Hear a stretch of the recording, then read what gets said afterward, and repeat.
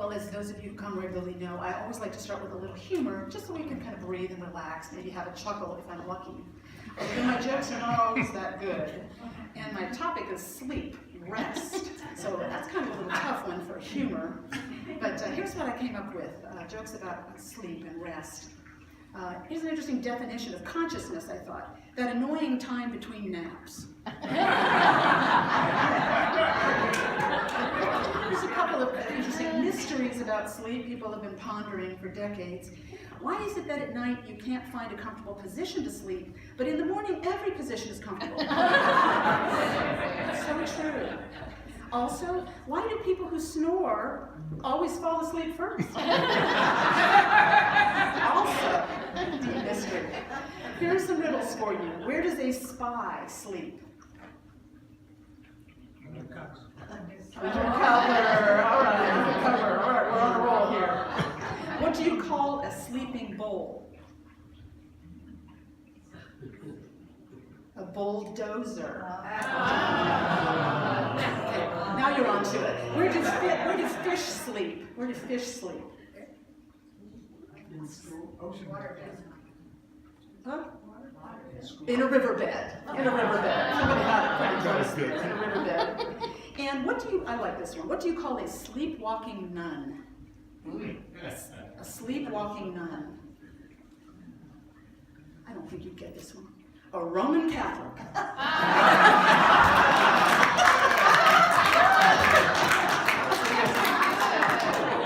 Okay, and then this is an old one. I think probably you've all heard this. This is one of my favorites. It's an old one. What do you get if you cross an insomniac, an agnostic, and a dyslexic? Someone who stays up all night wondering if there really is a dog.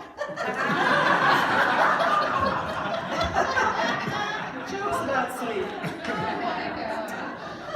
Rest. I kind of took as my topic the idea of rest. Rest as growth, which isn't often the way we think about rest. We think of rest as kind of a stopping of things like growing. It's an inactive time. But actually, are times that are critical to growth. Our rest periods, times of rest. And right now we're kind of heading into a season of rest. The animals are about to go into hibernation, and there's a little bit of a sense of slowing down as we head into winter. We spend more time indoors, there's more dark hours, it's a more quiet time. So it's a good time to reflect on rest as an important aspect of our lives, as a healing thing, as an important spiritual principle to weave into our lives. It's always been taught as a spiritual principle. Rest, the Sabbath, back to the very beginning, honor the Sabbath and keep it holy. And that goes back to Genesis, story of creation, where God rested on the seventh day. The idea being, it's part of the creative fabric, part of creation is to rest. That's part of creation, to rest. And so we need to honor that, keep that holy, keep that sacred in our lives as well. Honor the Sabbath, honor the importance of rest. Jesus taught it throughout his healing teaching ministry. He appealed to people in this way. Come to me, all you that are weary and heavy burdened. And I bet people must have felt then like we do now. I have burdens. I'm weary. And he was calling to them, take my yoke upon you. Follow the way the practices I follow. Rest. I can give you rest if you live in this way. And he modeled rest routinely in his ministry. There's some wonderful stories about that in the gospel. In Mark 4, there's a story of him leaving the crowd behind and going off in a boat across the water with his disciples. If you think about that story and put yourself in it, I think that's kind of interesting. Crowds of people, they all want to be healed and taught. And Jesus does what he can, and then he realizes he needs rest, and he says, bye, going across the river with my disciples for some rest. He said to them in Mark 6, come away to a deserted place all by yourselves and rest a while. For many were coming and going, and they had no leisure even to eat. And they went away in the boat to a deserted place by themselves. And I bet they took naps and rested and enjoyed nature and soaked up some of that magic of rest and the way it renews and refreshes us. Rest is healing. It's a basic of healing and wholeness, and perhaps that's why it's taught so strongly as a spiritual principle. We need it to stay healthy and well. We need it. It's integral to maintaining good health physically. I was interested to learn in some reading that we didn't always know about REM sleep, for instance, that rapid eye movement sleep where we're dreaming and so on. And before that, it was discovered in 1953. Before that, everyone thought sleep was just unconsciousness, just blank. You're just kind of out and that's it, nothing going on. And then they realized there's a special kind of sleep that kicks in, and during these stages of sleep, there's a lot of growth going on. There's a lot of brain development going on. There's memory storage going on. There's all this stuff, all this growth happening while we rest. No wonder we feel so bad when we don't get enough, right? You know how bad it can make us feel? Almost psychotic. Has anyone else in the house ever been almost psychotic from lack of sleep? It works on us cumulatively. It can have dire effects. It's just a basic of good health to be rested, to get regular rest. It's a basic of healing. All animals know if they have an injury of some kind or unwell, they need to go find a quiet place and lie down and do nothing. We don't always do that quite so well. Sometimes we keep pushing it, even when we're not feeling all that great. But we do practice it in our healing practices. Physically, we know that if we have like a broken limb, you put it in a natural position and then immobile, and then you let it rest. The body knows how to heal it. The body knows how to heal it. We do that with a cut. If we get a cut or an injury of some kind, we clean it, and then we let it rest. We don't push it. We don't do more to it to aggravate it. We let it rest, and the body knows how to heal it. I think mentally, spiritually, the same principle holds true. Our minds and spirits have wounds as well, and our consciousness needs rest in order for them to heal. And sometimes it's time to just stop doing and let things be. And let things be. And intuitively, we can discern which it is, wherever we are. I'm reading a new Anne Lamott book. Anyone else like Anne Lamott? She's got a new book out on hope, and opening to one of her chapters said, almost everything works better if you unplug it for a while, including us. I thought, isn't that the truth? We need to honor that internal discernment of the need to rest. I was thinking about that this week as I was putting some ideas together. I was thinking about one of our golden retrievers, Buddy. At 4 months, he started just being really tired. He would lay down and rest all the time.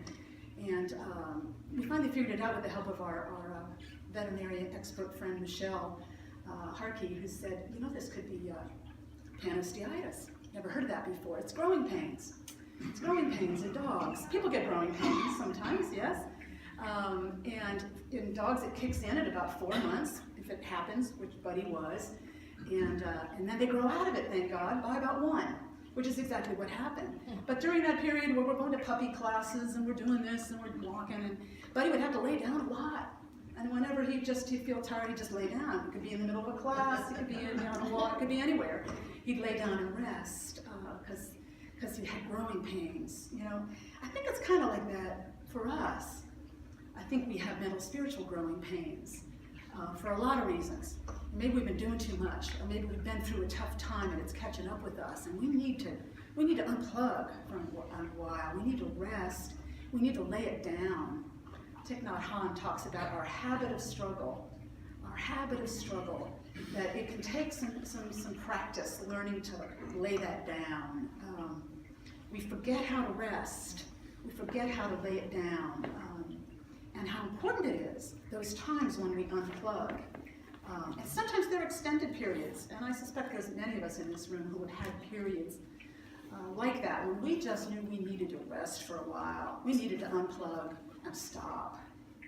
I was thinking of a time in my life, in my mid-30s, I guess, both my parents had died the prior year. A relationship that seemed promising had ended. I'd lost a cat somewhere in there too. It was a tough time in my life. Finances were not great, but I had a job, making ends meet, and a little house in the Clintonville area, and a backyard to sit in. And I realized it was time to just stop trying to make things work. Ever have a time like that in your life? It's just time to stop. Time to just rest. and abide in the moment, and keep up the nurturing routines. I learned a lot at that period about the healing energy of our routines. That morning walk, I kept going every day without fail. The nurturing energy of a morning walk out in nature. I kept up my morning and evening meditation. First thing, last thing, make sure you have a little meditation to start and end the day, and walk every day. Keep it simple, and sit out and enjoy the trees and anything that's happening. And in nature, something's always happening. There's always something new opening. There's a new squirrel showing up in the yard. There's some new bird at the feeder. Stay plugged into that and rest. Let the healing energy of your routines restore you to wholeness. Has anyone in the house been through a period like that? Yeah.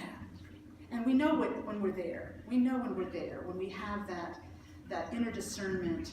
This is a time for rest. Everything there is a season, and this is a season for rest, for not doing. There's an impeccable timing to it, and learning to discern that timing, I think, is really important. And our skills get better at it as we get older, I think. Maybe it's just because I'm getting older now, and I think I'm getting smarter as I go along. But I think we can get better at discerning that inner rhythm, which makes me think about the woodchucks. The woodchucks are just about to go below. They'll be going into their burrows soon for their winter rest. Woodchucks are the masters of rest. With those clever burrows, of course, they dig at just the right level where they take advantage of the underground temperature.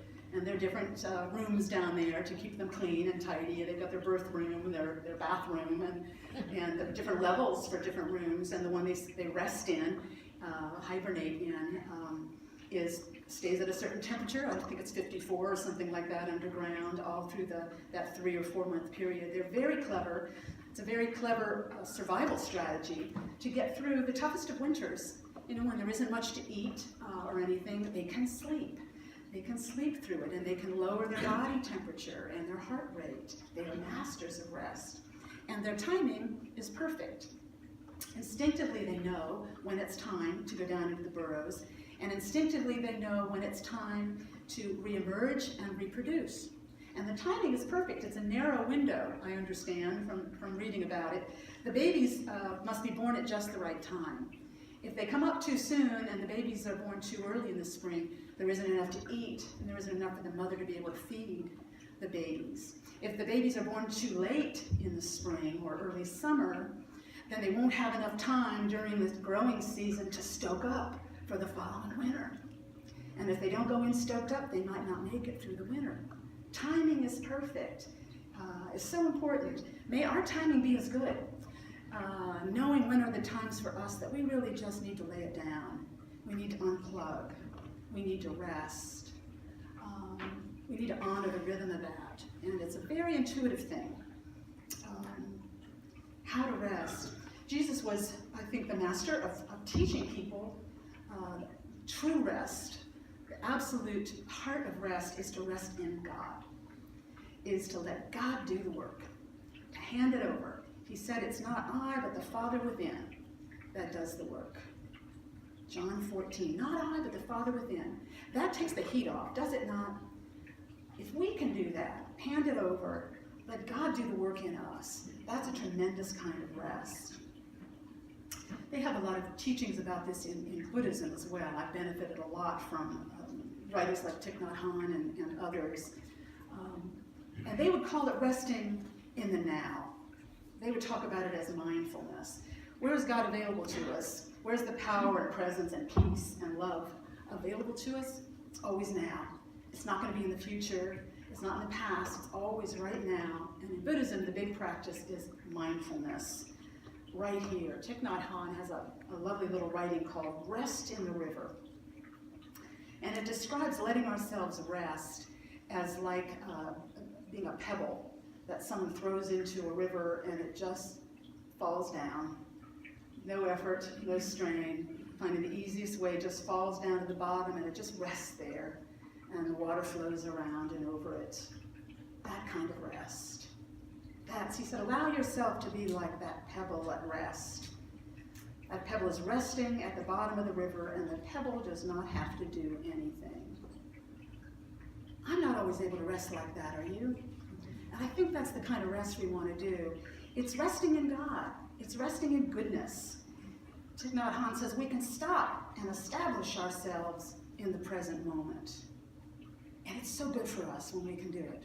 When we can do it, it's deeply healing.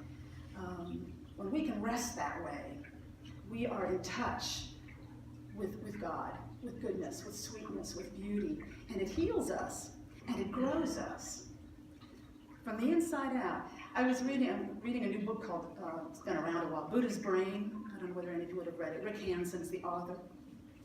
And he draws on a lot of neuroscience, and he's talking about how there's all this research going on now into how neural networks, new cells, new neural networks grow in our brains according to what we focus on, and that we can quite intentionally change the thoughts we think and what we focus on to become happier and more peaceful, because it'll build, every thought will build new cells and new neural networks in the brain. We're growing our brains as we do that. I think it's kind of amazing. So one of the big practices he talks about is to really savor the goodness. Pause. Take 15 seconds to savor anything good in your experience. As we do that, we overcome what he talks about as the negativity bias of our brains. That goes back to ancient times when we were pursued by predators and fell off cliffs and things. That wiring is still in there so that we're all on the alert. You ever feel like you're constantly vigilant, kind of on the alert for negativities to arise? That's kind of wired in there. And it makes us unhappy. And we don't need it to that degree anymore, but it's still in there. He says we can totally change that. Anything sweet. The fall colors right now would be great. Find a tree in your neighborhood and really look at it. And not just in passing. Pause. Give it like 15 seconds. And just drink it in. It changes us. It changes our brains. If somebody says something kind to you, don't just say, oh yeah, thanks. Or do you discount compliments, kind words? I often do. Do you? Oh yeah. Mm-hmm. No. Let it sink in and go, oh, thank you so much. That's so kind. I really appreciate those words of encouragement. Take it in. Savor it. Something good to eat, a good cup of coffee. You ever really savor a good cup of coffee? Take 15 seconds the next time. Really just kind of hold that cup of coffee and smell of it, the taste of it, feel of that warm cup in your hand. We're into soup this year in a big way. Who loves soup? This is a season of soup and learning some new soups. Really enjoy the soup, the texture of that soup, the taste of it. It rewires our brains, and little by little we really become happier. We really become more appreciative of life's beauties. We really become more powerful, more in touch with God in us, and we feel more rested because we're letting God be God in our lives, and we're experiencing that. We're letting ourselves be nurtured and rested. There's a wonderful little quote from Thomas Merton. He wrote, God works in us while we rest in him, and this rest shines forth as more productive than any work. Yeah. I think we have experiences of that sometimes, don't we? That when we're kind of in the zone and it doesn't feel like we're working that hard, we're in more of a spirit of just sort of going, living in the flow. And things are getting done often more easily than when we're in work mode. So I've kind of, one of the little lessons I've learned over time is when I get really a sense of urgency, so much I have to get done, that list on the desk is just, a to-do list is like out of control. That's usually a good sign it's time to unplug. It's time to lay it down and let God do the work and let myself rest and look out the window at a lovely tree or make a nice cup of coffee or a bowl of soup and let ourselves rest. While we rest in God, God works in us. Let's make that personal and take that as an affirmation today. I rest in God and God works in me. Together? I rest in God and God works in me. Let's take that into prayer for a moment. Affirm that truth within. How grateful we are that we can rest in God and let God do its magical work within us, healing us, strengthening us, bringing us guiding wisdom, steadying peace, and folding us always in love leading us always in the path of life and joy and fulfillment. The ceaseless activity of God in us, how grateful we are for it. Thank you, God, for your unfailing presence in our midst. Amen.